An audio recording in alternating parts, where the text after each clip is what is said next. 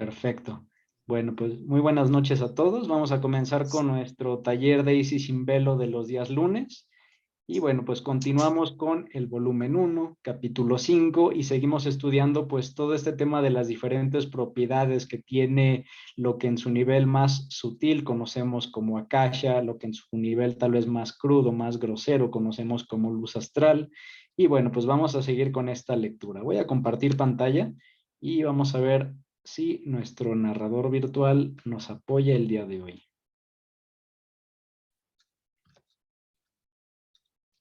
Perfecto.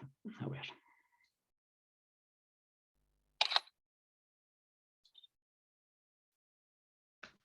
Cuyas aguas planea la cabeza en actitud de fecundarlas con su aliento. La serpiente es, en este caso, emblema de la eternidad y representa a Agatodaimono, espíritu del bien, cuyo opuesto aspecto es Todavía Kagotodaimono, no. espíritu del Yo mal. les digo cuando ya Los vaya a ingleses llegar el latinoamericanos audio dicen ahí, que durante que la es esta noche, parte de cuando los el dioses ambiente está solares. impregnado de humedad, cae el rocío de miel, alimento de los dioses y Esto de es un las poquito de lo creadoras que ya habíamos abejas y escuchado la vez brasillas. pasada. Esto simboliza el pasivo principio de la creación del universo Vale, espero sacado que de sí las se escuche. aguas, y el rocío de miel es una modalidad de la luz astral con propiedades creadoras y destructoras. En la leyenda caldea de Verosio, el hombre pez, Juan Esodagón, instruye a las gentes y les muestra el niño mundo recién salido de las aguas con todos los seres procedentes de esta primera substancia. Moisés enseña que solo la tierra y el agua pueden engendrar alma viviente, y en las escrituras hebreas leemos que las hierbas no crecieron hasta que el Eterno derramó lluvia sobre la tierra. En el Popol Vuh de los americanos, se dice que el hombre fue formado del limo de las aguas. Según los Vedas, Brahma sentado en el loto forma al Onus, Ay, no, el ¿qué gran creen? Que mumio eso primer era, hombre, de entonces agua, era un aire y poquito antes, tierra, perdónenme. después de dar existencia a los espíritus que, por lo tanto, tienen prelación sobre los mortales. Los alquimistas enseñaban que la tierra flotaba el espíritu de Dios. El libro de Job 23 dice que debajo de las aguas fueron formadas las cosas sin alma que habitan allí. Pero en el texto original, en vez de cosas inanimadas se lee el otro, Hércules es la luz magnética que transmitir digo en la misma casa. Y el beneficio es todavía mayor si estamos en el mismo átomo de sus obras. Hércules es también el Sol, considerado como depósito celeste del magnetismo universal, 13, o, mejor dicho, Hércules es la luz magnética que transmitida a través del ojo abierto en los cielos penetra en las regiones de nuestro planeta para convertirse en el creador. El valeroso titán Hércules ha de sufrir 12 pruebas. Se le llama padre de todas las cosas el nacido por sí mismo Autopus 14. El diablo Tifón, 15, mata a Hércules, identificado en este caso con Osiris, padre y hermano de Horus. Vale, ya casi nos va a 16. tocar donde Se le dice da el los epíteto dioses de solares invicto cuando desciende simbolizados. al Hades, jardín subterráneo, y después de arrancar las manzanas de oro del árbol de la vida, mata al dragón. 17. El rudo poder titánico, bajo el que se encubre el dios solar, se opone en forma de materia ciega al divino y magnético espíritu que propende a la armonía de la Ya naturaleza. empezamos. Los dioses solares simbolizados en el sol visible son los creadores de la naturaleza física, pues la naturaleza espiritual es obra del supremo Dios, del oculto y céntrico sol espiritual, por mediación de su demiurgo, la mente divina de Platón, la sabiduría divina de Hermes Trismegisto. 18, la sabiduría dimanante de Euromo Cronos. Según dice Anton, 19, en los misterios de Samotracia, después de la distribución del fuego puro, empezaba una nueva vida. Este era el nuevo nacimiento a que Jesús aludía en su plática con Nicodemo. Y sobre lo mismo, dice Platón, iniciaos en el más bendito misterio y sed puros, para llegar a ser justos y santos con sabiduría. 20. A lo cual añade el evangelista, y dichas estas palabras, sopló sobre ellos y les dijo, recibid el Espíritu Santo. 21. Emblema de la serpiente. Perfecto. Bueno, de esta parte pues hablamos como hasta de tres cosas diferentes, ¿no? Hablamos de un tema de los dioses solares que al parecer tienen algo que ver con una de nuestras dos naturalezas. Hablamos también aquí de los misterios que ya hemos platicado en diferentes sesiones, misterios donde sabemos que existían iniciaciones. Y aquí nos hablan de un fuego puro que se distribuye y que cuando uno lo recibe empieza una nueva vida, algo similar a lo que le pasó a los apóstoles con Jesús y el Espíritu Santo. Y justo aquí también nos dice algo Platón, ¿no? Sobre que hay que iniciarse en el bendito misterio y ser puros para llegar a ser justos. De esta parte, bueno, ¿quién quiere participar? Vamos a dar prioridad a las primeras dos participaciones y seguiríamos con el otro párrafo. A ver, listo.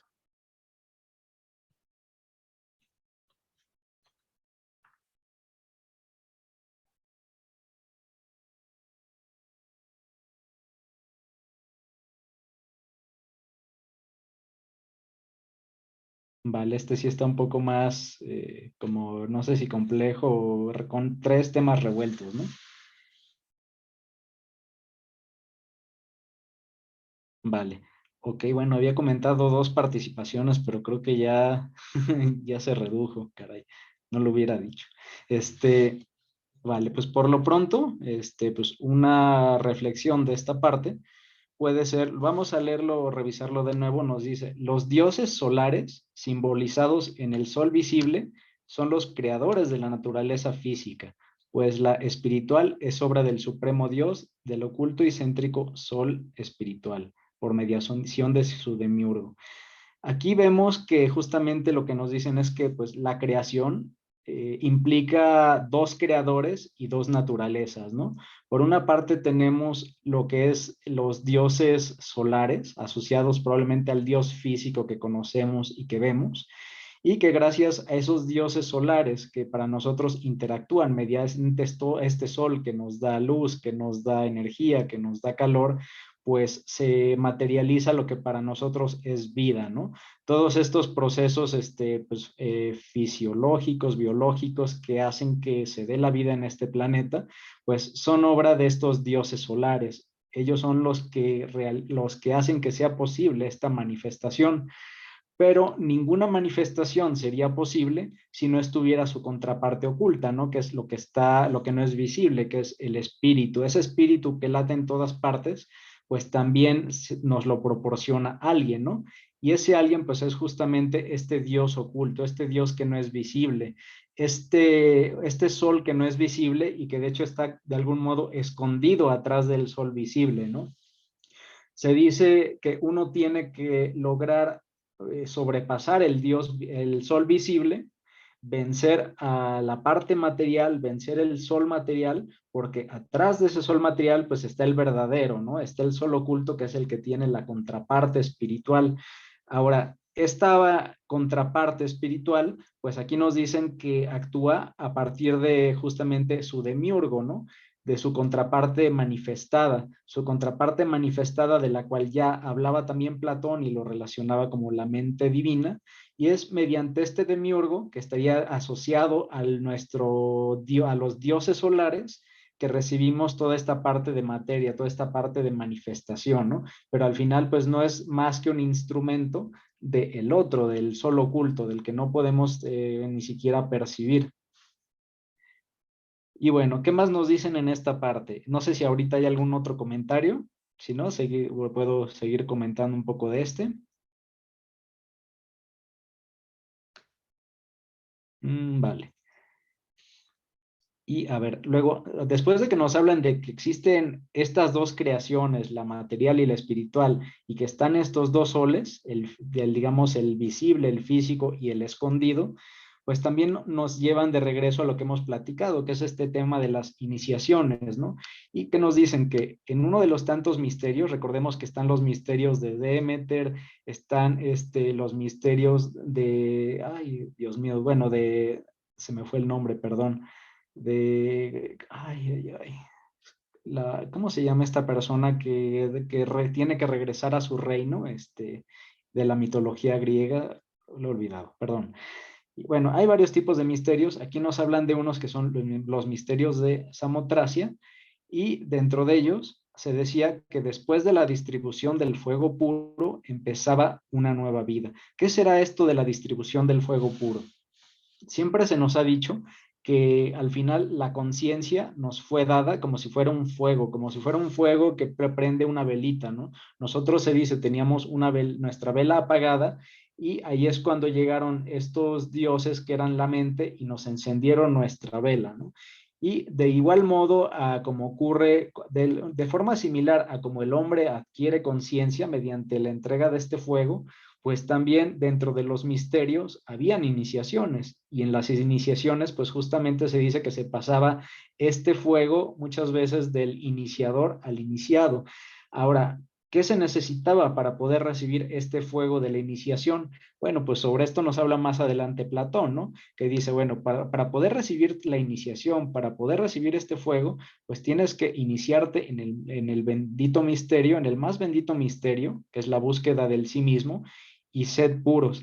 ¿Qué es esto de sed puros? Pues justamente tratar de trabajar en tener lo más limpio posible todos tus vehículos, tu vehículo físico, tu vehículo emocional, tu vehículo mental, mediante las prácticas que hemos tanto platicado, ¿no? Que puede ser la dieta de que comes, el tema de si has dedicado tiempo a la meditación, si has dedicado tiempo al servicio, si has dedicado tiempo a la renuncia de las cosas materiales, y eso al final pues te va a llevar a ser puro.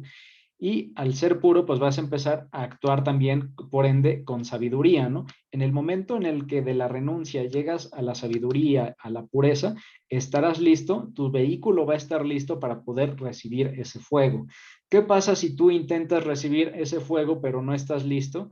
Pues a resumidas cuentas, ese fuego, pues en lugar de hacer algo benéfico, pues probablemente te va hasta quemar, ¿no? O sea, mucha gente termina convirtiéndose en magos negros o en dugpas porque empezaron a buscar tener iniciaciones, empezaron a buscar tener CDs sin haber trabajado en esto que nos menciona pues Platón y que es tan importante, ¿no?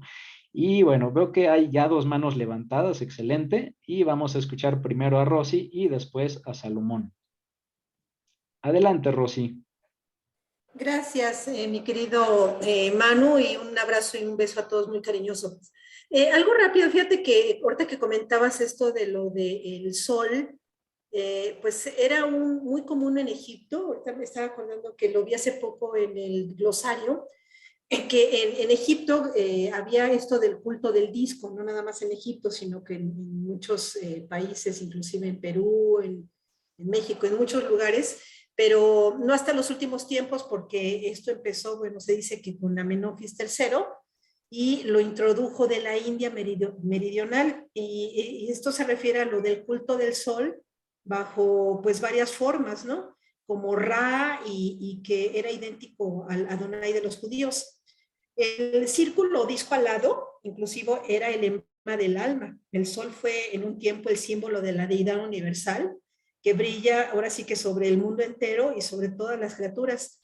Inclusive los grandes sabios y estos de, ¿cómo se llama? Ay, espérate, se me fue ahorita. Sí me pasó. Los sumerios, perdón, ellos y los indos, inclusive los zoroastrianos aún hoy día, pues lo consideran como al sol como el demiurgo y una divinidad universal. En la doctrina secreta nos dice que el demiurgo es una colectividad de jerarquías que son los cosmocratores, que vienen siendo los constructores de mundos. Ajá. Y el Sol es innegablemente pues el único creador, se dice que de la naturaleza física, según estos grandes sabios. Y bueno, pues por eso yo lo quería compartir ahorita por lo que comentaban de esto del culto del disco, que pues en todos lados tenemos este gran conocimiento, ¿no? Y bueno, nada más era eso con respecto a lo del culto del sol. Gracias. Perfecto, Rosy, pues muchísimas gracias. Justamente, de hecho, como tal lo comentaste ya, están los cosmocratores, que son la naturaleza, que aquí podríamos relacionarla en nuestro texto con el sol físico, ¿no? O sea, con la parte que crea nuestra contraparte material. Y complementando lo que comentabas, justamente está también los Dhyani Budas, de los que creo que también ya Oscar Galindo nos había comentado, no me acuerdo si también Connie, que los Dhyani Budas son los responsables, pero ellos son los responsables de la flama, ellos son los responsables de la naturaleza espiritual. Entonces, pues de ambos lados, de los cosmocratores y de los Dhyani Budas, pues son dos grandísimas jerarquías que trabajan en estas dos partes de nosotros, ¿no? Y bueno, pues muchísimas gracias, Rosy. Excelente contribución. Gracias. Y bueno, tenemos la opinión de Salomón. Adelante, Salomón. Buenas noches, bienvenido. Sí, hola Manuel, hola a todos, buenas noches. Oye Manuel, pues simplemente que estoy muy sorprendido de esto que acabamos de leer, porque pues cualquiera de nosotros, los mortales comunes, pues no podríamos pensar en ello, ¿no? Nada más podríamos pensar en lo material, en ese sol que nos da calor, que nos da vida, pero no podríamos pensar en la parte espiritual que hace que funcione la parte material, que es la que hace que nos dé los resultados que realmente tenemos.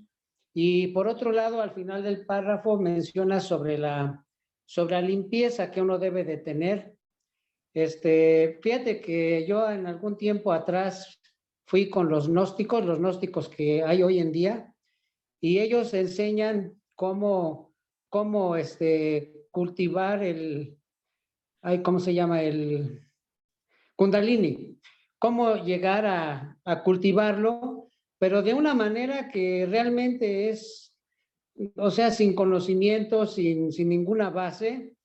Y ahorita que se están mencionando esto, y lo he escuchado muchas veces en Teosofía, que si uno no está limpio, si no está purificado, pues las cosas pueden ir al contrario, no pueden ir al revés, en especial con respecto al Kundalini. Y pues ciertamente que uno tiene que tener limpieza para poder adquirir alguna iniciación, bueno, no iniciación, pues está muy lejos, ¿no? Pero cualquier cosa que pueda, pues, ayudarnos a evolucionar espiritualmente. Nada más, Manuel, gracias.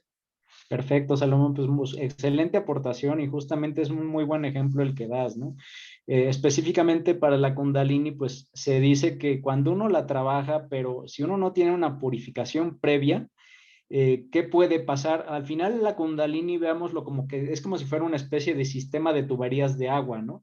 Y si tú no tienes un trabajo de purificación previa, es como si tú tuvieras la tubería, pero no tuvieras la bomba prendida.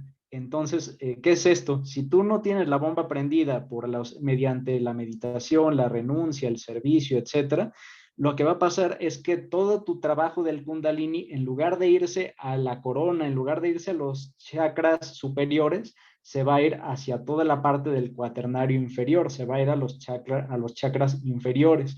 Y ahí es cuando vienen pues diferentes situaciones de malestar, ¿no? Que puedes terminar con situaciones hasta de padecimientos, pues ahí se dice que incluso hepáticos, de gastritis, e incluso pues también puedes tener te puede generar incluso una mayor tendencia a lo material, a que busques los placeres del mundo, etcétera, y eso pues cada vez te empieza a impulsar más hacia el camino del Dugpa, hacia el camino del mago negro, ¿no?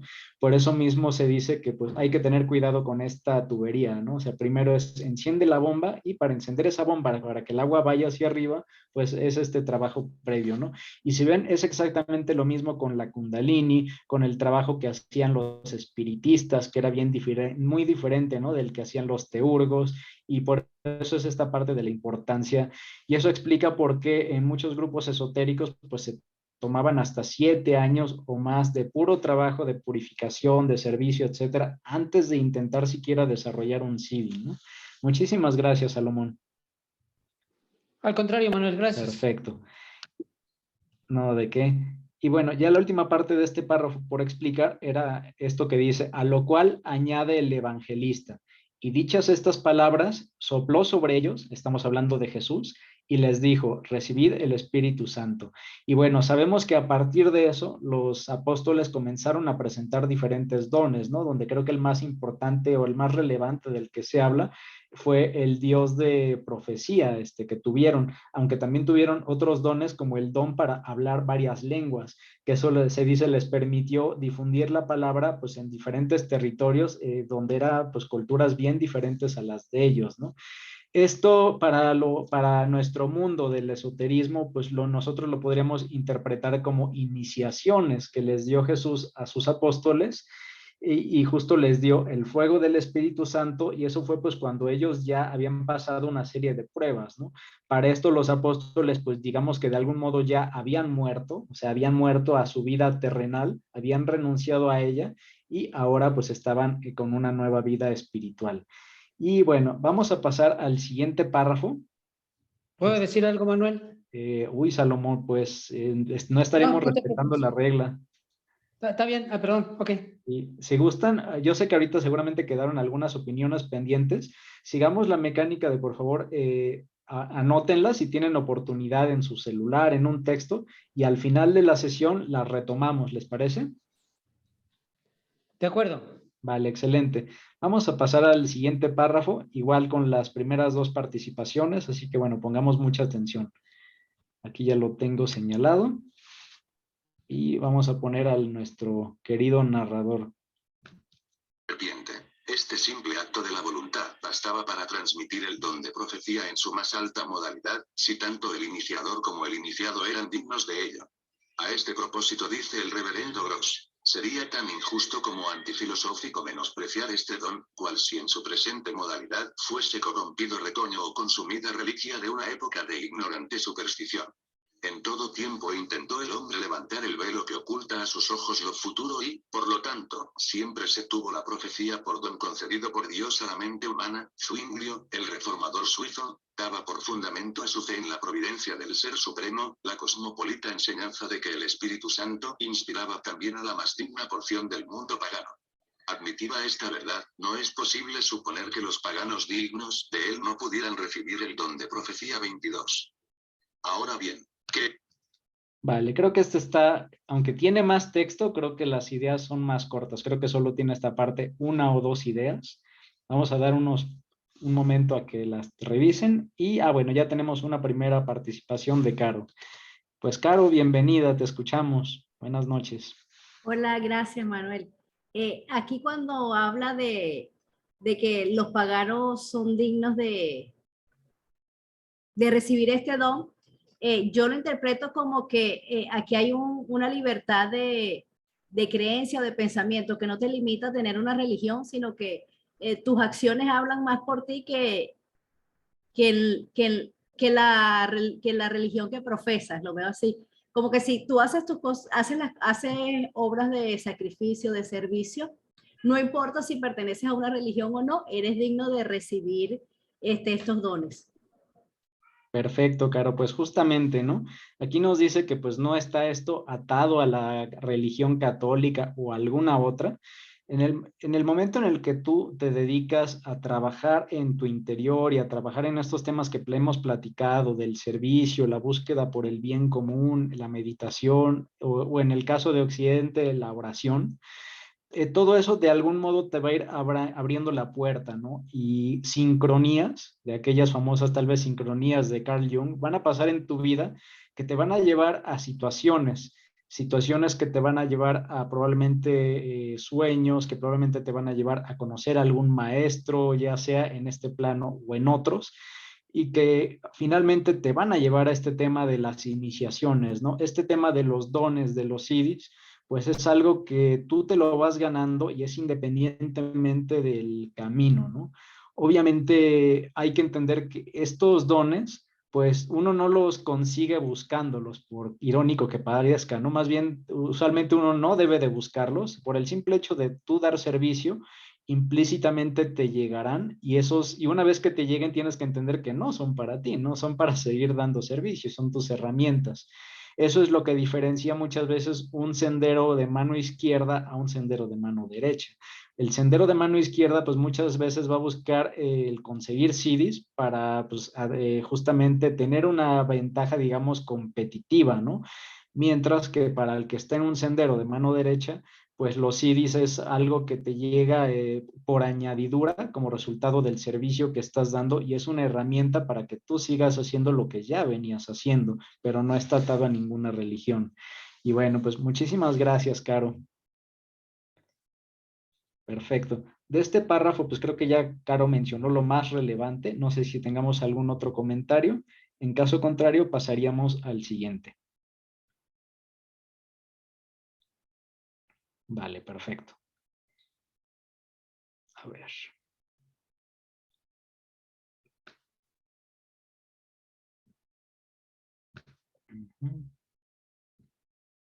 A ver, espero que sí se vea. Y este párrafo está... de hecho, creo que esto ya lo habíamos visto un poco. Creo que algo ya habíamos leído, ¿verdad? La vez pasada. Pero bueno, vamos a llegar hasta las abejas yggdrasillas. A ver, este párrafo creo que está complicado y yo creo que tendremos sobre todo participaciones de los que hayan estudiado o investigado qué eran algunos de los términos raros que aquí vemos, ¿no? A ver. Comenzamos. ¿Qué es esta mística y primordial substancia? El Génesis la simboliza en la haz de las aguas sobre que flotaba el Espíritu de Dios. El libro de Job 23 dice que debajo de las aguas fueron formadas las cosas sin alma que habitan allí. Pero en el texto original, en vez de cosas inanimadas se lee los muertos Repaim 24. En la mitología egipcia el absoluto está simbolizado por una serpiente enroscada alrededor de una vasija, sobre cuyas aguas planea la cabeza en actitud de fecundarlas con su aliento. La serpiente es, en este caso, emblema de la eternidad y representa a Gatodaimono espíritu del bien, cuyo opuesto aspecto es Cacotodaimono espíritu del mal. Los egas escandinavos dicen que durante la noche, cuando el ambiente está impregnado de humedad, cae el rocío de miel, alimento de los dioses y de las creadoras abejas y drasillas. Esto simboliza el pasivo principio de la... Vale, perfecto. Vamos a dar unos segundos para seguirlo asimilando. Y espero las primeras manos levantadas.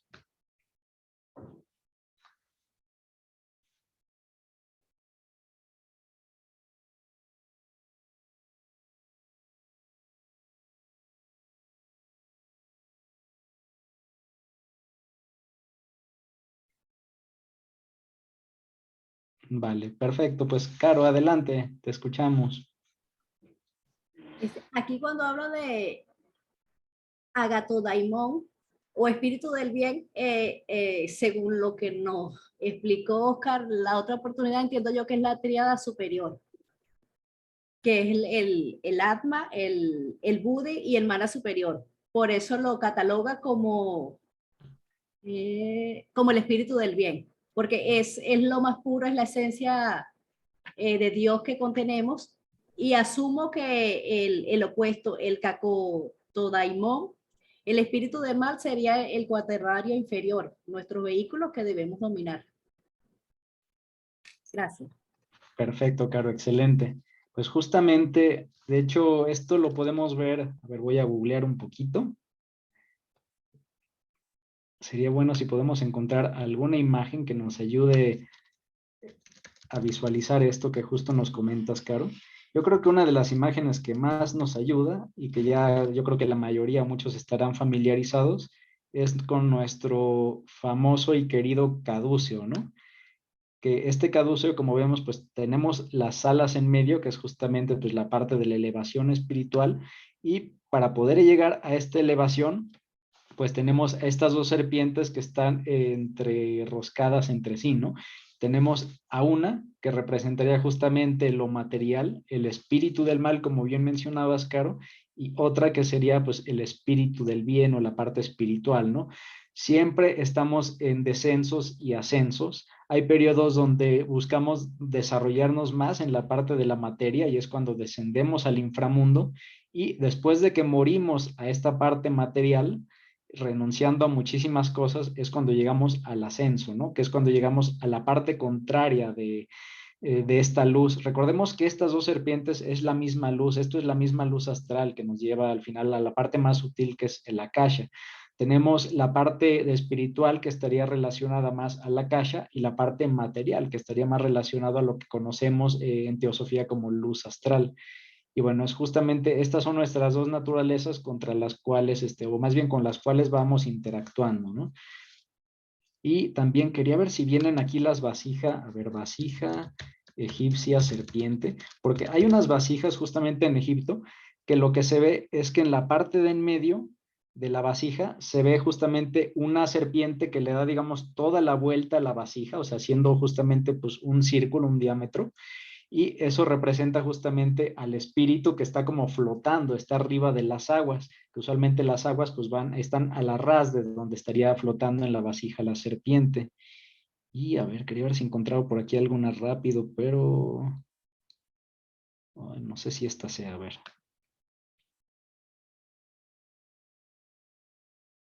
No, creo que aquí no se alcanza a ver, pero bueno, igual para darse una idea así muy básica, es más o menos algo parecido a lo que vemos en la siguiente imagen, cortesía de Twitter,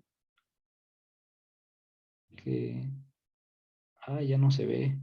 Bueno, algo parecido tal vez como esta, ¿no? Donde tenemos aquí la vasija y Y aquí usualmente lo que se tiene es una especie de, bueno, una serpiente que le da toda la vuelta a la vasija y el agua más o menos dentro de la vasija está a ras de la serpiente. Y esto lo que nos dicen en la lectura es que lo usaban justamente para representar que la serpiente pues era el espíritu y el espíritu pues estaba por encima o estaba flotando sobre la sustancia primordial, que la sustancia primordial pues sería el agua de la vasija. Y cuando, digamos, el espíritu todavía no interactúa con esta agua, que esta agua representa la sustancia primordial y el caos, en su estado, digamos, dormido, sin actividad, en el momento en el que la serpiente exhala su aliento sobre el agua, digamos que esta agua comienza a adquirir luz. Cada partícula del agua de la vasija, digamos que adquiere una tonalidad brillosa, empieza a irradiar a partir del aliento de la serpiente, y es en ese momento que cada una de las gotas de esta vasija pues ya tiene inteligencia, ya tiene vida, y esa agua con vida, que ya dejó de ser el caos inerte, sino que ya es, pues ya es creación, es lo que relacionaríamos con la parte de la luz astral que empieza a darle vida a todo, ¿no? Y esto también sería el líquido que los alquimistas le llamaban alcagest. De este ya habíamos platicado alguna vez sesión, que el alcagest se decía que era probablemente la primera sustancia que hubo, y de esa sustancia surgen todas las otras sustancias. Digamos que esa sustancia tiene el embrión de todo lo que va a ser en el mundo y en el universo manifestado que nos rodea. Todo esto de esta luz brillante no existiría si la serpiente, que viene representado por este diámetro, este círculo en la vasija, no hubiera exhalado su aliento sobre la serpiente. Entonces es necesaria esa exhalación, y bueno, toda esta parte se representaba simbólicamente pues justo como esta vasija, el agua y la serpiente alrededor. Y vale, vamos a regresar a nuestra lectura. Y bueno, eso es un poquito lo que se habla de esta parte, ¿no? ¿Y qué más nos dicen también? Una parte importante, a ver, esto de los muertos Refaim. Lo voy a volver a leer muy rápido, que dicen, esto es sobre el libro de Job, y el libro de Job en la versión, digamos, más conocida, la comercial, si lo quieren ver así, decía lo siguiente, decía, abajo de las aguas fueron formadas las cosas sin alma que habitan allí. Ahora, Elena Blavatsky nos dice que en la versión original, en lugar de cosas inanimadas, el texto correcto era los muertos Refaim. ¿Qué es esto de muertos Refaim? Ah, bueno, pues aquí nos ayuda Elena Blavatsky con las notas. Si nos vamos aquí al pie de página, a la 260, al 267, vámonos hasta abajo, y dice que los Nefaim eran justamente gigantes poderosos, hombres primitivos en quienes la evolución descubrirá algún día el origen de nuestra raza. ¿Qué quiere decir esto? Que en esta sustancia primordial, en esta agua que está en la parte media de la vasija, ya existían en potencia todos nuestros antecesores. O sea, si nosotros somos la quinta raza, pues la cuarta raza, la tercera raza, y aquí en específico hablan de esta raza de gigantes, todos ya existían en potencia dentro de ese líquido, dentro de esa luz astral que ya había sido irradiada por la exhalación del espíritu. Esos gigantes poderosos pues son de los que tanto se habla en la Biblia, ¿no? Y de los que se dice fueron aniquilados probablemente con el diluvio. Y bueno, creo que ya aclarado un poco esta parte, creo que ya más o menos abarcamos hasta aquí. Y vamos a irnos ahora a esta parte. Bueno, después de ahí nos pasamos a la parte de los Edas escandinavos, donde se dice que durante la noche, cuando el ambiente está impregnado de humedad, cae el rocío de miel. Este término del rocío de miel, vamos a ver que para Elena Blavatsky es muy importante, que es un tema simbólico, el rocío de miel, y aquí lo dicen que es como la ambrosía o el alimento de los dioses, ¿no? Y que era el elemento base para que pudieran crear lo que tuvieran que crear las abejas yggdrasillas.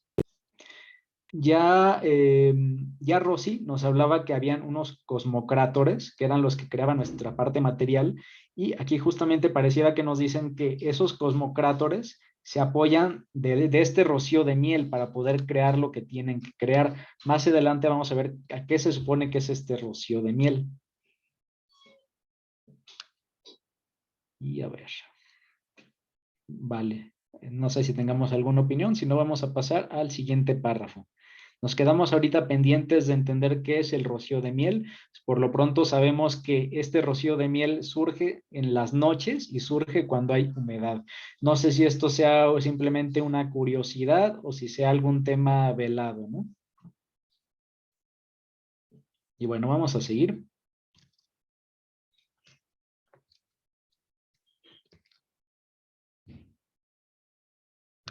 La creación del universo sacado de las aguas, y el rocío de miel es una modalidad de la luz astral con propiedades creadoras y destructoras. En la leyenda caldea de Verosio, el hombre pez, o Aneso Dagón, instruye a las gentes y les muestra el niño mundo recién salido de las aguas con todos los seres procedentes de esta primera substancia. Moisés enseña que solo la tierra y el agua pueden engendrar alma viviente, y en las escrituras hebreas leemos que las hierbas no crecieron hasta que el Eterno derramó lluvia sobre la tierra. En el Popol Vuh de los americanos. Vale, pues aquí seguimos, continuamos con este tema de qué potencialidades de vida tiene esta agua mística de la vasija. Ya vimos que esta agua mística de la vasija se le relaciona con el rocío de miel usado por las abejas creadoras, posiblemente los cosmocrátores. Y ya aquí directamente nos dice Elena Blavatsky, bueno, el significado oculto del rocío de miel es justamente una modalidad. La luz astral puede tener varias modalidades y dentro de esas varias hay una en específica que tiene propiedades creadoras y destructoras. Esta modalidad de la luz astral puede crear vida, pero también puede consumir la vida. No sé si recordarán de nuestras pasadas lecturas de Isis sin Velo, que ya hablábamos del Alcagest, y habíamos dicho que el Alcagest tenía la potencialidad de crear cualquier tipo de vida, pero también habíamos dicho que el Alcagest era, no sé si recuerdan, el disolvente universal, que si tú ponías esta sustancia entre cualquier sal, metal, lo que fuera, automáticamente se desintegraba y perdía, digamos, sus propiedades específicas. Y de lo heterogéneo pasaba a lo homogéneo. Entonces, este rocío de miel, esta agua cristalina que es el Alcagest, pues puede destruir, pero también tiene todas las potencialidades para crear toda la diversidad de vida que conocemos, ¿no? Y bueno, no sé si tengamos alguna mano levantada. Por lo pronto, aquí también nos siguen hablando de los mitos, ¿no? Ya vimos que en Egipto está esta famosa vasija con la serpiente. Ya vimos que nos decía el libro de Job que ya en esta agua sagrada ya residían dormidos los muertos Refaim, que eran aquellos gigantes que nos antecedieron, según estas enseñanzas. Y también vemos que justamente dentro de Caldea, pues se nos habla de Verosio, ¿no? Que aquí es algo muy similar y bueno, ya lo iremos abordando. Veo que hay ahorita un comentario de Caro. Adelante, Caro. Referente a lo que dice del hombre pez, la figura del pez en muchas culturas ha sido como un símbolo de cambio, de transformación. Está relacionado con muchas diosas como diosa Isis, Afrodita. Incluso hay una leyenda en el hinduismo que dice que Shiva estaba enseñando a su esposa las asanas de yoga y un pez se encantó tanto de la voz de Shiva que empezó a imitar todo lo que decía. Y fue tal su voluntad que se transformó de pez a hombre. Dice que de ahí nació el hombre. Entonces por eso lo asocian a que el pez es transformador, que con voluntad podemos convertirnos en mejores personas, en mejores hombres. Perfecto, Caro, pues excelente aportación y justamente aquí pareciera que nos dicen, no sé si esto es literal o si sea algo velado, pero justo nos dicen como que tuvimos antecesores, ¿no? Y este antecesor que aquí lo refieren como el hombre pez, no sé si sea tal cual o si sea, o si el signo, o si pez se represente algo simbólicamente, como bien mencionas. Y al parecer estos antecesores, este hombre pez, estos hombres peces, teóricamente nos instruyeron, ¿no? Y ellos nos enseñaron cómo todo justo sale de esta sustancia primordial de la que ya hemos hablado, de estas aguas. De esta sustancia pues viene no solo de los seres humanos, sino toda vida, ¿no? Aquí se habla más abajo que incluso las plantas. Y y bueno, justamente me llama la atención, digo, para los que sean seguidores o les guste la obra de Lovecraft, pues curiosamente aquí hay una referencia al, digamos, dios Daigo, ¿no? Que justo, pues tenía una naturaleza, pues también como acuática, como de pez. ¿Qué quita? Y Lovecraft tal vez algo habrá también estudiado un poco de esto o habrá recurrido a cosmogonías nórdicas, etcétera, ¿no? Pero está bastante curioso. Y hay una participación de Carlos. Adelante, Carlos. Buenas noches. Buenas noches. Sí, referente a lo de los hombres pez o anes o dagón, en un libro que leí de los dogones, una cultura de África, el conocimiento que a ellos se les brindó o se les accedió, tenían conocimiento de las constelaciones de Sirio, Sirio A y Sirio B, donde pues para el tiempo en el que ellos tenían esta información, pues era increíble, por así, no sé, increíble, porque a pesar de la educación que tenían o digamos de lo que tenían al alcance, pues realmente tenían esa información y varias pinturas rupestres que ellos hicieron, bueno, sus antecesores tenían esa información, entonces tienen esas constelaciones y en una de esas constelaciones pues también decían que este conocimiento llegó por los dogones, perdón, por los oanes, que eran como los hombres pez. De hecho, en mi gusto por los tatuajes, pues casi siempre trato de ponerme símbolos y este me llamó siempre mucho porque precisamente son como, es ingeniería genética, bueno, en este tema de los dogones, se habla de una ingeniería genética donde ellos bajaron y cada noche salían ellos de noche y precisamente a los niños se convertían como en unos niños y brindaban conocimiento, daban lenguaje, daban clases, por así decirlo, eran maestros como profesores y después de día pues ellos se regresaban al mar o al agua y se disolvían. Entonces pues bueno, tomando en cuenta lo de la mecánica celeste con las constelaciones y la ingeniería genética, pues también en los peruanos, perdón, sí, con los quiches por allá por Perú, también hablan de Viracocha y también tienen una alegoría de unos hombres pez también. Entonces, pues bueno, hay similitudes y también de los gigantes, o sea, hay tanta simbología y tanta información que podría ser análoga o repetida, pero pues al final pues son como avatars, es la forma en la que yo lo interpreto, como personas extra divinas o con muchísimos dones y pues en algún momento pues tocaron tierra, ¿no? Y estuvieron en este planeta y el agua pues precisamente es de un culto junto con el sol, pues es lo que da vida, ¿no? De los cuatro elementos y pues el quinto que es el éter, pues se hace la conjunción, ¿no? Y todo lo que descubrió Platón, Pitágoras y su geometría sagrada, o sea, son tantos temas que abarcan, pero poco a poco, pues a través también de estas clases, pues empiezo como a poner orden en mi cabeza, ¿no? Pero ahorita tomando en cuenta eso de los dogones, de la cultura de África, hablan de los oanes y pues son como de los siete primordiales, los siete primordiales hablan de que ellos es uno de los siete primordiales. Esa es mi aportación. Gracias, buenas noches. Perfecto, Carlos. Pues muchísimas gracias, bastante completo Y bueno, este súper complemento que nos das, pues justamente que nos muestra, ¿no? Que pareciera, pues hay muchas coincidencias o realmente más bien hay conexiones, ¿no? Conexiones entre pueblos que parecían no estar comunicados, pero casualmente en diferentes partes del mundo llegan a los mismos mitos, ¿no? Y este simbolismo del agua, a esta parte de los peces que traen sabiduría, es algo que pues nos deja pensando, ¿no? Y otro punto más que nos deja pensando es que también en diferentes culturas, ¿no? Pareciera como que súbitamente, como si hubiera sido de la noche a la mañana, pues todos estos antecesores que nos guiaban, que para nosotros tal vez serían dioses, un buen día pues se fueron, ¿no? Y nos dejaron como que, no sé si decir a nuestra suerte, pero como que ya fue de, bueno, ya te ayudamos, ahora te vas tú solito, ¿no? Y pareciera que de golpe en todos lados se fueron y nos dejaron ya pues, a que nos probáramos a nosotros mismos ya sin apoyo, ¿no? Y bueno, pues eso es bastante interesante. Muchísimas gracias, Carlos. Gracias a ti, a ustedes. Y bueno, vamos a seguir con, a ver,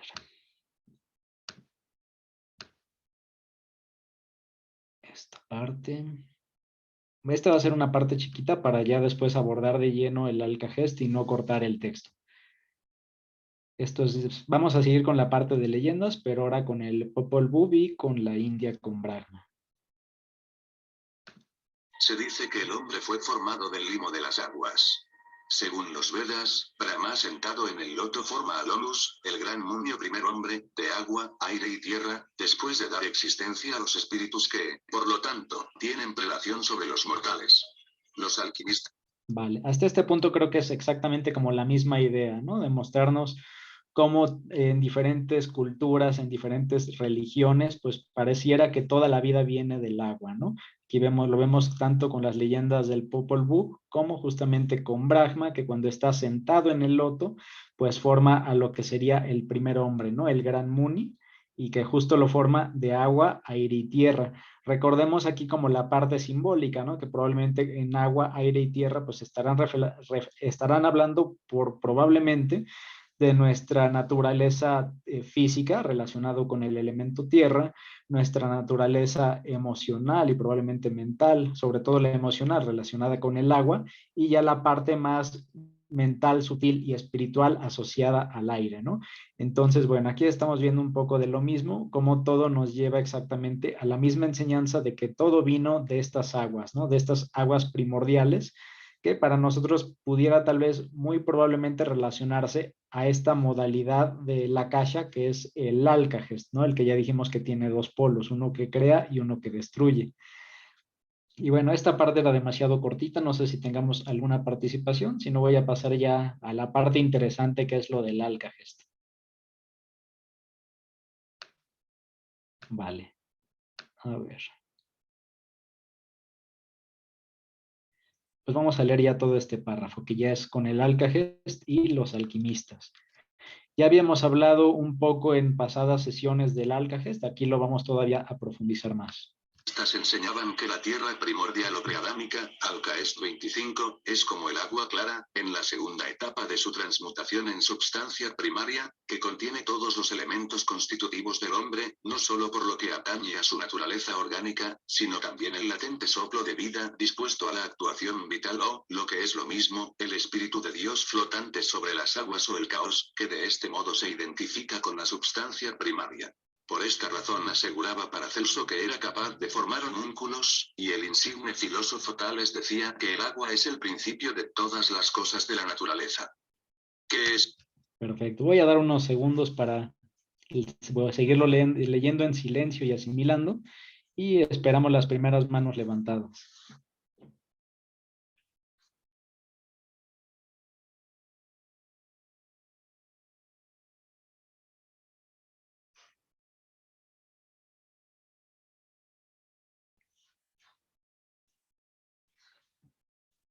Por lo pronto, bueno, aquí un complemento. Ya habíamos platicado en sesiones anteriores que el Alcagest, pues se le consideraba el disolvente universal, ¿no?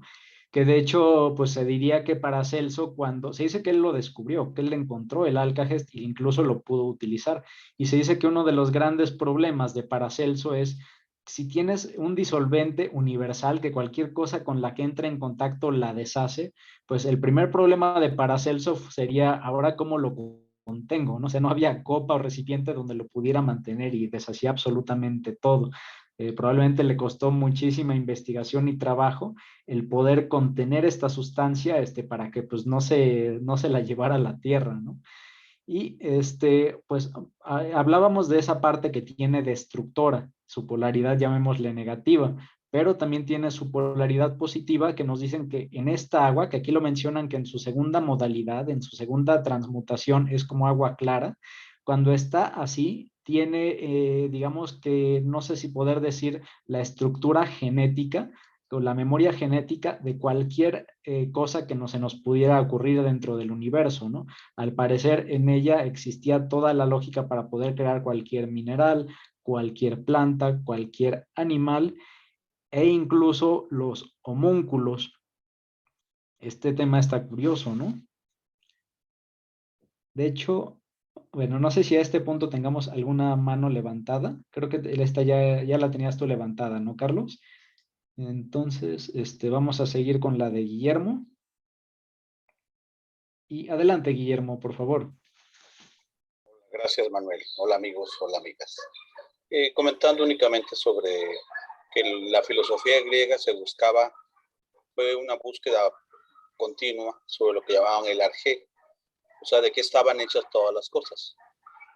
Demócrito y ellos llegaron a hablar, los primeros en hablar del átomo, que para ellos era indivisible, pero ya vimos que sí es divisible. Actualmente sabemos eso, que el átomo hay partículas subatómicas, que ya eso le enseñó la teosofía también, ¿no? Con los átomos de Coilon, pero algún día lo veremos.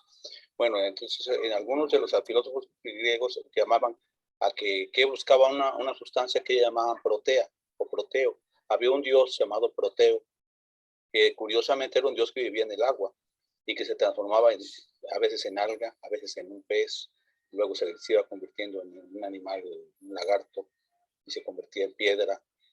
Tenía esa cualidad. De ahí viene la palabra proteína, del dios Proteo, porque finalmente nuestro cuerpo está hecho de proteínas.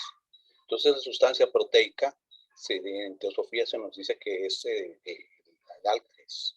El álcajes que tiene, como bien señalaba Manuel, la cualidad de ser un solvente, pero en alquimia se manejan las dos energías. El solve, el coagula, o sea, el disolver y coagular, o sea, el desarmar y armar. O sea, siempre es ese par de opuestos que nos va a dar toda la tradición alquímica, siempre es de crear, de disolver el plomo para armarlo en oro, de disolver la personalidad para transformarla en espiritualidad.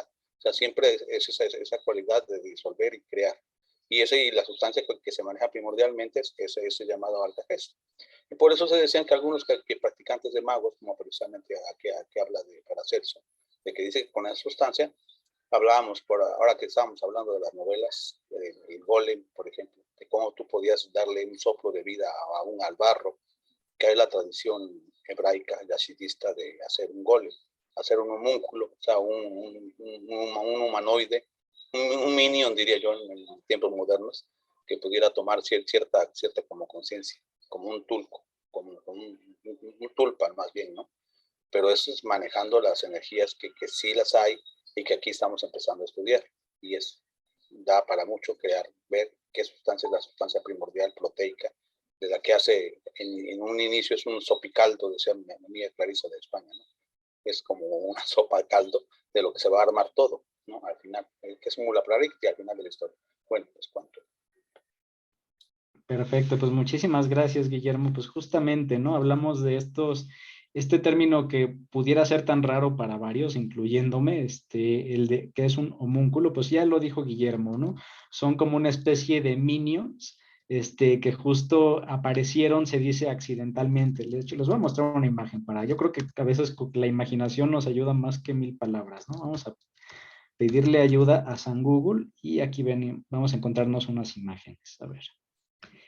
De hecho, había unas vasijas como esta, le voy a dar zoom, en la Edad Media, no sé si se alcanza a ver, que tiene como figuritas de humanos, ¿no? ¿Y a qué vienen estas figuritas de la Edad Media?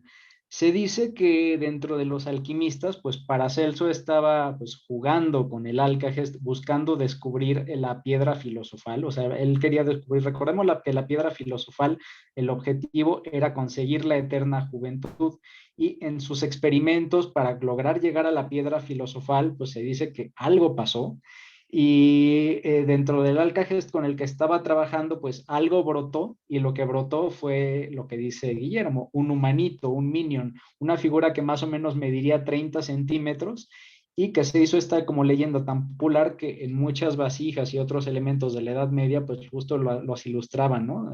Como estos monitos. Estos monitos, se dice Paracelso que él pues accidentalmente creó algunos, y se dio cuenta que estos minions, estos homúnculos, podían seguir órdenes simples, o sea, al final podían seguir a Paracelso como su amo y seguir ciertas órdenes, pero que al poco tiempo huían y se escapaban. Entonces, pues como que tampoco parece que los pudieron estudiar tan a fondo.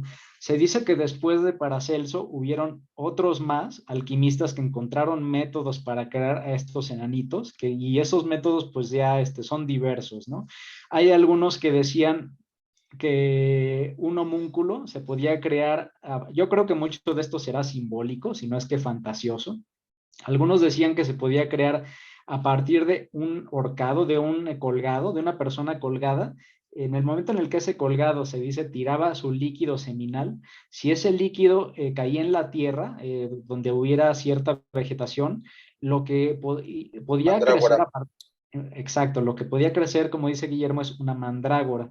Una mandrágora, la curiosidad que tiene es que si tú sacas de la tierra la mandrágora y ves su raíz, las raíces parecen pues justamente como la silueta de una figura humana.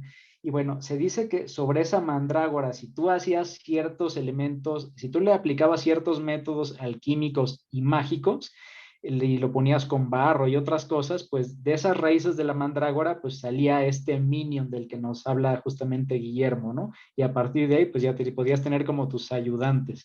Y bueno, así como hubieron 2 o 3 métodos. Había otro método también similar del que se habla, de que también se habla de juntar, creo que el líquido seminal y otras cosas, y cubrirlo con cáscaras de huevo, y eso hundirlo dentro de barro y poner algunas otras cosas, y ya surgía tu minion hecho de barro, como también mencionaba Guillermo, ¿no? Entonces, más o menos así es un poco la leyenda de los homúnculos. Y Elena Blavatsky lo que nos dice es que estos homúnculos pues justamente surgían de este líquido, de este Alcagest. Y bueno, dicho esto, no sé si tengamos algún otro comentario de esta parte, si no vamos a ir al siguiente párrafo. Vale, perfecto. A ver.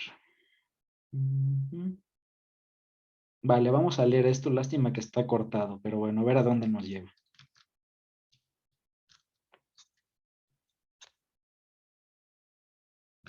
Es el caos primordial siendo el éter de los físicos modernos tal como lo conocieron los filósofos antiguos mucho antes de Moisés.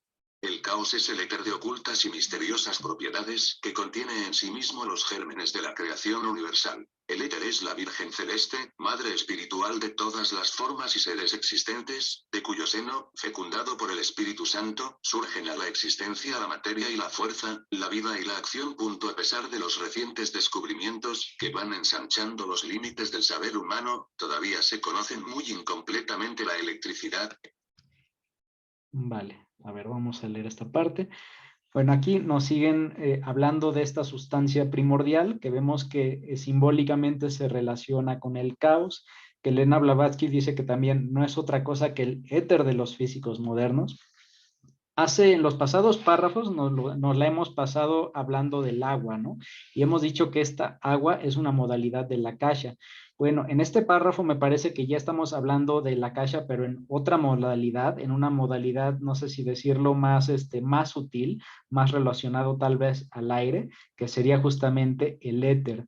Para los físicos modernos, antes existía, o ellos creían que existía una sustancia demasiado sutil, que estaba pues compenetrada en el aire, que era invisible, que tenía un peso mínimo, que tenía un volumen mínimo, pero solo mediante esa sustancia ellos podían explicar cómo era que viajaba y se refraccionaba la luz. Y este éter, que ellos lo manejaban como una teoría, que no lo podían hasta ese momento comprobar y que especulaban de ella, pues ese éter que es aéreo es lo que relacionaría probablemente Elena Blavatsky con esta otra modalidad de lo que es el mismo Akasha. Y aquí igual relacionado con el caos primordial y que también pues se dice que tiene los gérmenes de la vida, ¿no? Y de toda la creación. Y aquí lo mismo, aquí tenemos que este éter pues tiene dos estados, un estado en el que está inerte, dormido, y otro estado en el que empieza a tener inteligencia, empieza a tener actividad, empieza a crear vida, y todo eso no ocurre sino hasta que la serpiente exhala su aliento sobre esta agua, ¿no? Antes de eso pues sería simplemente la Virgen Celeste. Y esa virgen pues es fecundada por este Espíritu Santo que es la serpiente de la que ya hablábamos. No sé si este pedacito tengamos algún comentario.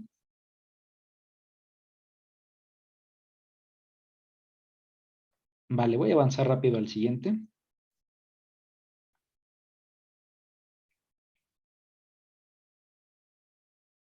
Y a ver.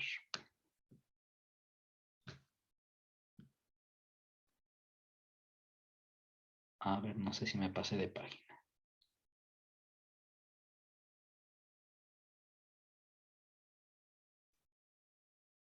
Ok, aquí es.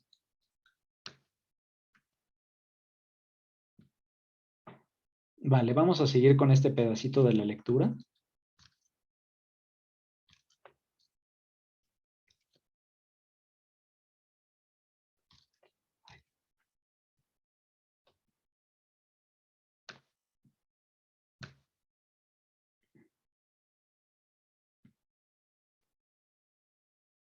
Ahí está. El magnetismo, el calor, la luz y la afinidad química. ¿Quién presume dónde termina la potencia o cuál es el origen de ese proteico gigante llamado éter? ¿Quién no echará de ver el espíritu que en él actúa y de él arranca las formas visibles? Leyendas Cosmogón. Vale. Aquí, bueno, vamos a leerlo muy rápido, lo que en el pedazo que nos faltaba. Pues, ¿qué más nos dicen? Que este éter, pues que tiene también propiedades, ¿no? Propiedades que se manifiestan como diferentes energías que conocemos. Energías como la energía eléctrica, como el magnetismo, como el calor, la luz y la afinidad química, que sería la ley de cohesión. Y bueno, pregunta, ¿no? ¿Quién presume dónde termina la potencia? ¿O cuál es el origen de este proteico? Proteico justo que ya nos mencionaba de este proteo Guillermo, de este proteico gigante llamado éter.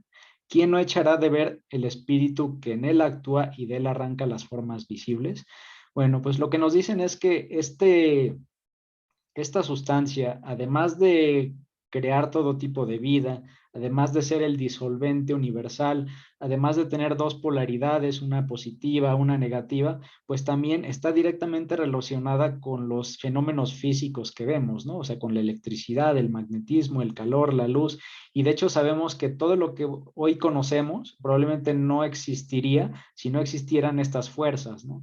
Entonces, pues se dice que también todas estas fuerzas emanan de aquí.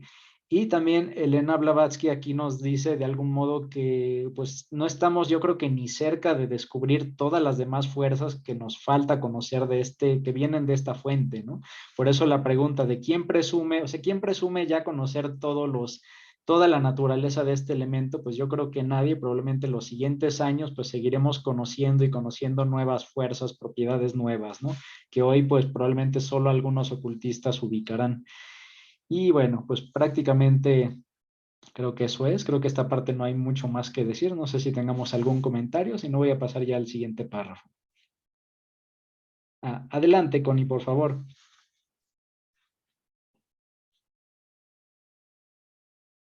Listo, Connie. Creo que traes el mío todavía.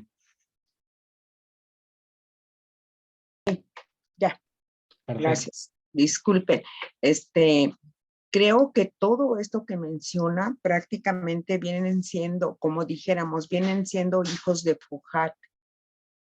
Foucault es como quien originara esto, porque debido a recordemos que es la electricidad, y si hay electricidad, hay magnetismo, y todo esto está formado por partículas. Obviamente ya es materia, claro que es más que es más sutil que la materia que normalmente estamos acostumbrados a, con los que estamos familiarizados.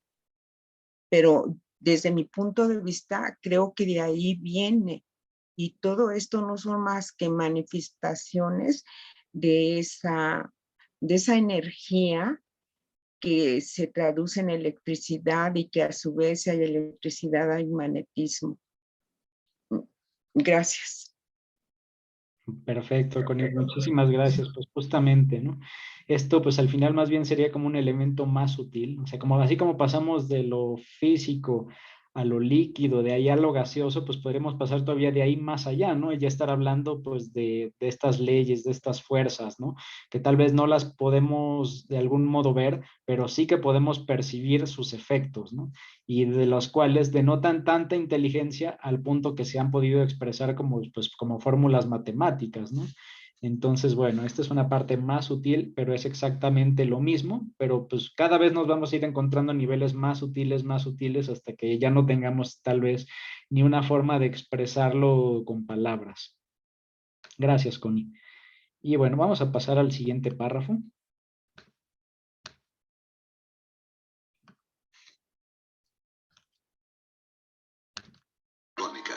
Fácil tarea es demostrar que todas las cosmogonías se fundan en los conocimientos de nuestros antepasados, en las ciencias que hoy día parecen haberse corrigado en pro de la doctrina de la evolución. Y tampoco es difícil demostrar que los antiguos conocían mucho mejor que nosotros la evolución en sus dos órdenes, físico y espiritual.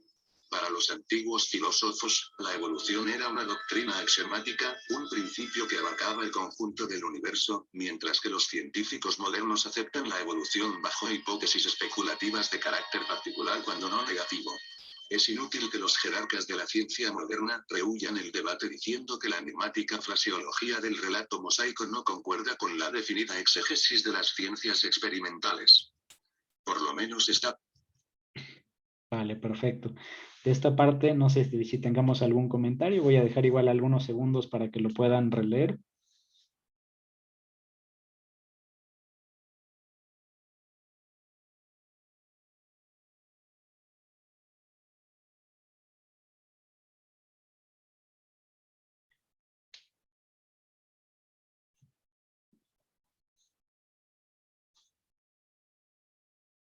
Vale, pues en esta parte creo que no hay tal vez mucho que decir. O sea, al final esto es como una de las tantas críticas que siempre hace Elena Blavatsky, que Elena Blavatsky, pues por una parte dice que apenas están empezando a reconocer los científicos este tema que ya los antiguos desde siempre conocían, que era la evolución, que existe una evolución, pero que no es solo física, sino que existe una evolución física, pero en paralelo espiritual, ¿no?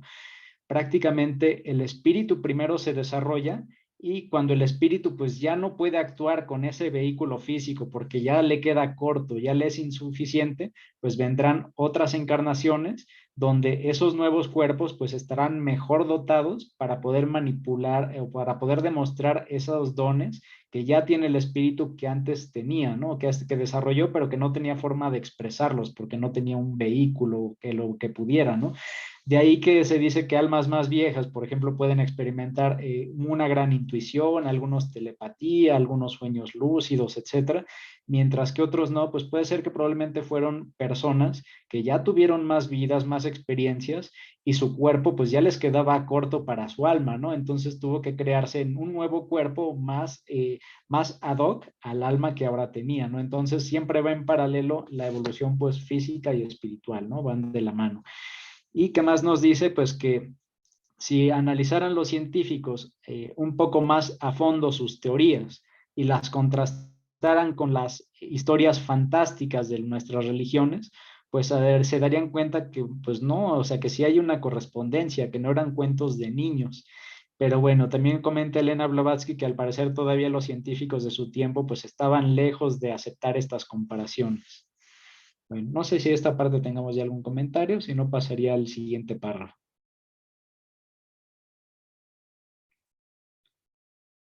Vale, perfecto.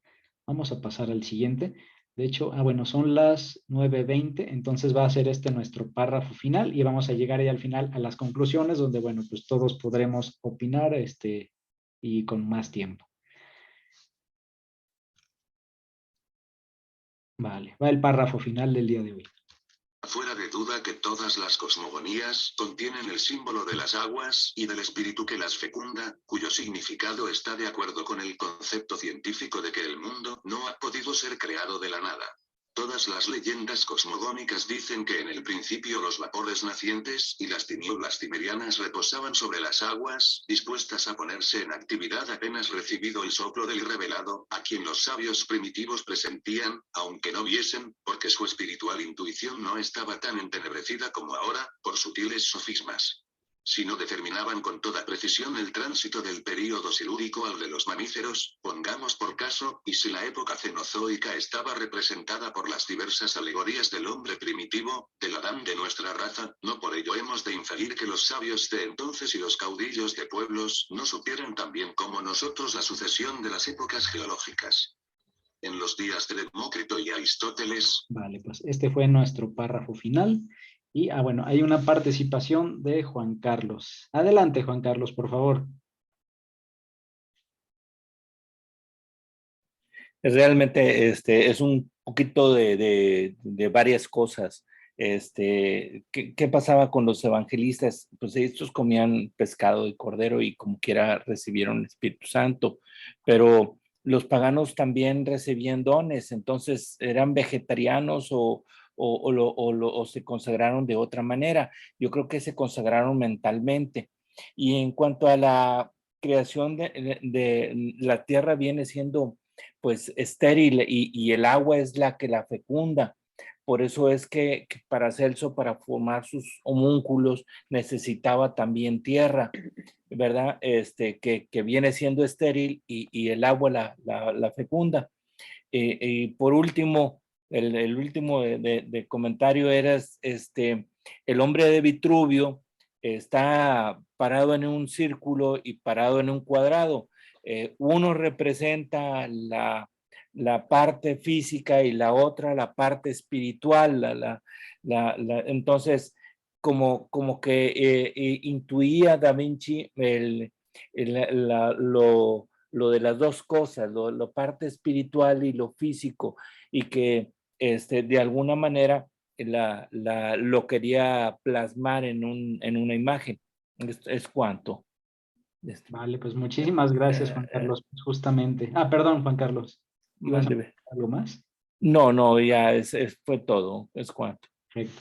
Vale, pues mil gracias, Juan Carlos. Pues sí, justamente, de hecho, ya no había comentado que con este tema de los homúnculos, justo el paso final era cuando los ponían en tierra y de hecho era tierra con estiércol, ¿no? Y ahí entra justo esta parte que dices que, pues, es esta combinación, ¿no?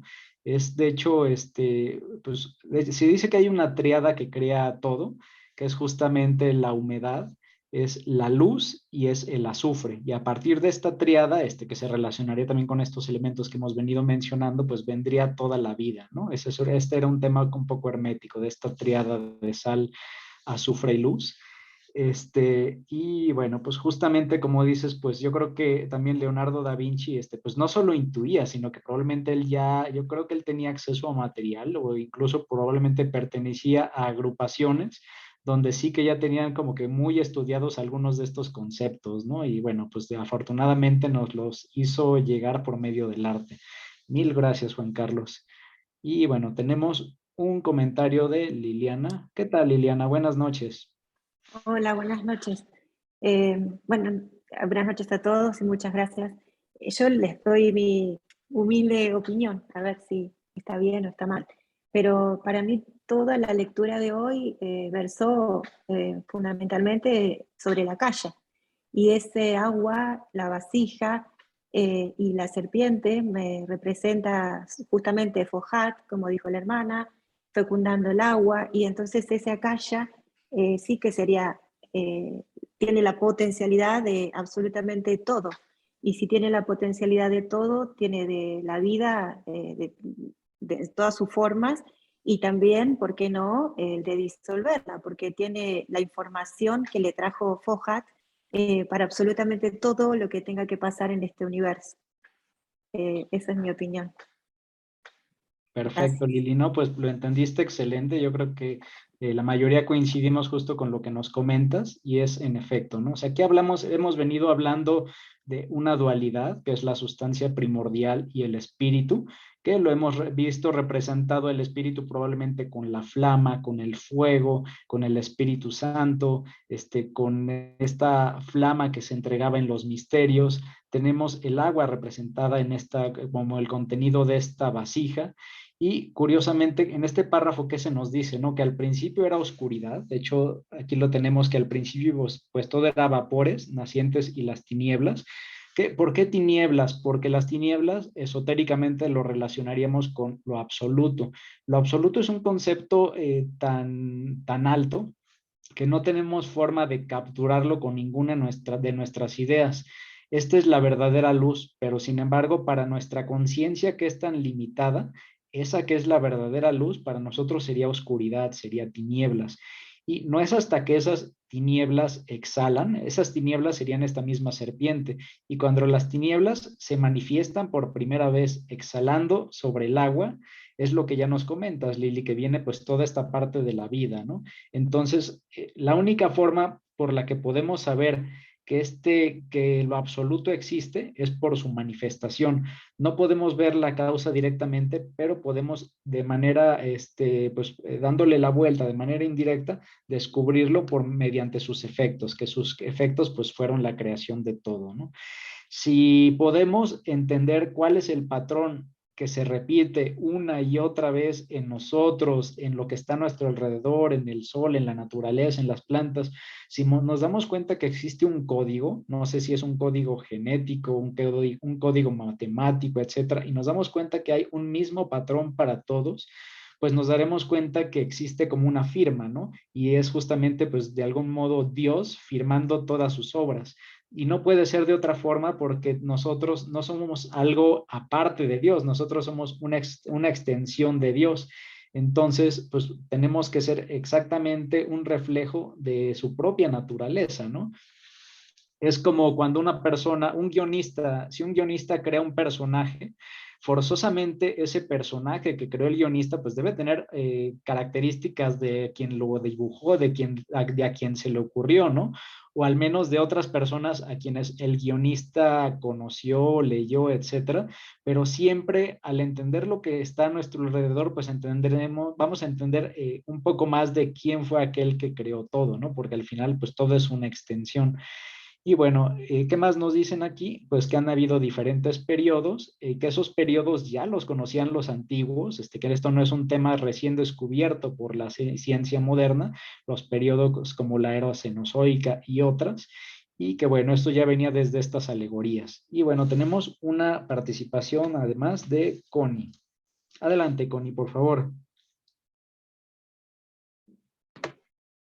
Sí, pues nada más eso que tú acabas de mencionar, Manuel, que que dices que la naturaleza es como si tuviera un solo patrón y de ahí se deriva todo lo demás, dijéramos. Claro, es así, porque todo se basa en el principio de correspondencia y de esa manera la naturaleza no trabaja de más. Ya los patrones están hechos. Por eso se dice que en el universo está todo lo que existe. Si existe es porque ya estaba, no porque ahora se creó, no. El hombre, el sabio, el científico, solamente tiene, dijéramos, intuiciones de esas grandes verdades y como tú dices, lo traduce en fórmulas matemáticas, en leyes. Pero todo ya está hecho. Ya para los sabios lo que se necesita es intuición, nada más. Gracias. Perfecto, Connie, pues muchísimas gracias, pues ya lo dijiste todo, justamente. No es que estemos descubriendo cosas nuevas, más bien tenemos la intuición para creer que ya encontramos un orden en el caos.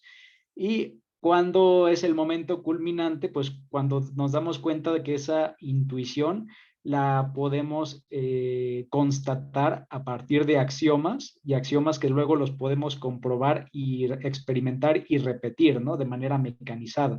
En el momento en el que lo podemos llevar a la repetición, podemos llevar al punto de decir, pues esta fórmula que descubrí mediante intuición, pues es correcta, ¿no? Es nuestra comprobación de lo que nosotros ya intuíamos.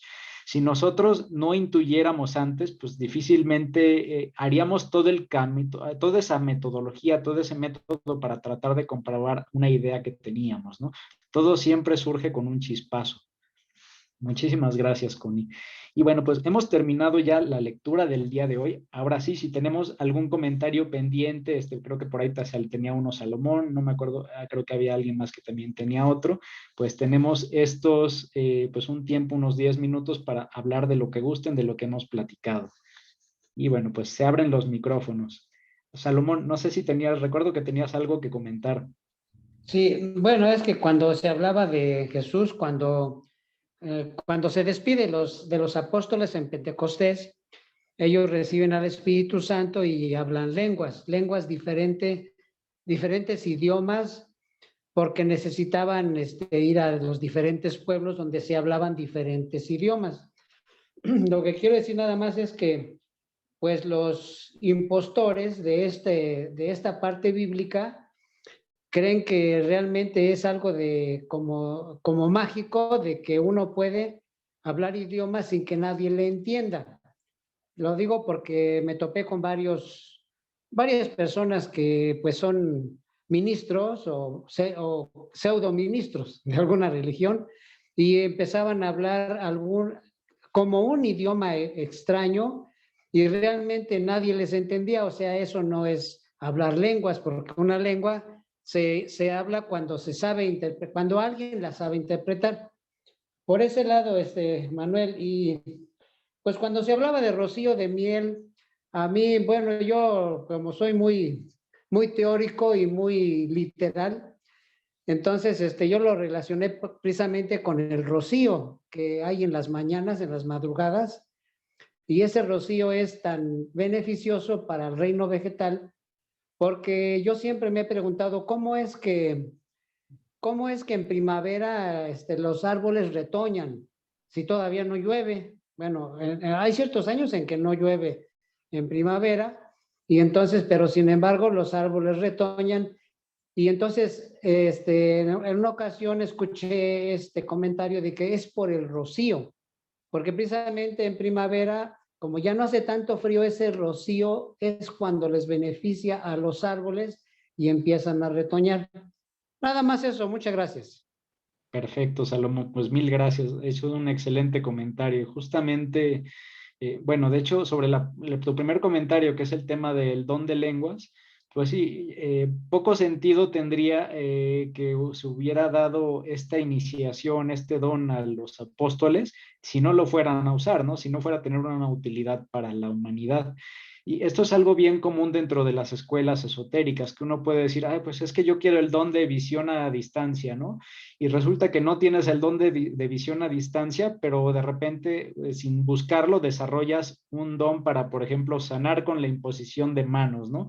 Y es que dentro de un sendero de mano derecha, pues no se te van a dar los dones que tú quieras tener, se te van a dar aquellos con los que vas a ser de más utilidad a la causa, ¿no?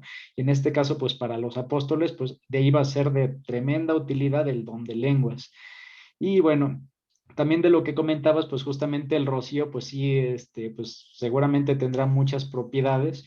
Y recordemos que el rocío, pues no es algo que simplemente emana de las plantas y ya, ¿no? Sino que probablemente el rocío es la parte final, es el resultado de una larga cadena de cosas que pasaron antes, una larga cadena de cosas que pasaron de procesos fotoquímicos que se originaron ¿de dónde? Pues probablemente del sol. Entonces, ese sol que emanó su luz llegó a la planta y expresó la planta pues este rocío que al final es también como dador de vida, ¿no? Entonces siempre es importante como que ir buscando cazar la fuente de la cadenita para poder entender pues de dónde es que nos llega esta inteligencia, ¿no? De dónde nos llega esta inteligencia que también pues es creación, que también es vida. Y bueno, gracias. Pues, ¿de qué, Salomón? Al contrario, gracias a ti. No sé si tengamos algún comentario adicional. Veo que está la mano de Liliana, pero no sé si es la que ya tenías levantada, Lili. Seguramente, pero ahora se me ocurrió otra cosa también, ¿no? Que Vale. se iba a contar antes y ahora dije, bueno, es la oportunidad. Cuando los maestros pasan digamos, este poder o de profecía o de lo que fuera, están pasando nada más que otra vez la inteligencia universal. O sea, siempre estamos alrededor de lo mismo. Como que hay muchas maneras y muchos vehículos para, digamos, conocer el Akasha. Y también ese es una manera. Pues justamente, Lili, de hecho, cuando hablamos de que hay iniciadores e iniciados y que hay CDs que se propagan, que se transfieren, pues justamente no es que el iniciador, en este caso, pues sea la fuente real, ¿no? Más bien es un transmisor de, probablemente podremos decir que incluso puede ser de otra energía más sutil, como puede ser para nosotros un ángel, un deva, y ese a su vez sigue siendo otro transmisor de otra parte más sutil de la jerarquía, ¿no? Entonces, pues todo lo que vemos como CDs, como dones, como bendiciones, pues no son más que transmisiones de una única fuente, ¿no? Una única fuente que pasa por muchísimos intermediadores. Muchísimas gracias, Lili. Y bueno, pues no sé si tengamos algún comentario adicional. Si no, de otro modo, pues estaríamos ya finalizando con nuestra sesión de hoy. Vale, perfecto. Pues listo, pues bueno, hemos terminado nuestras actividades de hoy. Avisos parroquiales, que les recuerdo que el próximo jueves vamos a tener una plática de nuestra hermana Teresa Ayala, que va a ser continuación del buen trabajo que ya venía haciendo nuestro hermano Rafa Merino, con el tema de cómo se transmite y sobre todo cómo se vive la teosofía, ¿no? Entonces, pues los invitamos a esa plática del jueves, va a estar muy buena. También les recordamos que interesados en formar parte de nuestro grupo de WhatsApp, que nos estén acompañando por primera vez, pues por favor pueden dejarnos sus datos, su teléfono, su país, y los estaremos agregando. Les recordamos también que pues las puertas están abiertas para la membresía dentro de la Sociedad Teosófica. Con gusto a cualquier interesado pues nos pueden compartir sus datos. ¿Y qué más? Pues ya por último vamos a terminar nuestra sesión pues con la oración de cierre, la oración que nos enseñó Annie Besant. Esta pues como siempre yo la voy a pronunciar y quien guste pues puede acompañarnos mentalmente. Y bueno, voy a dejar de compartir pantalla, dejo de grabar.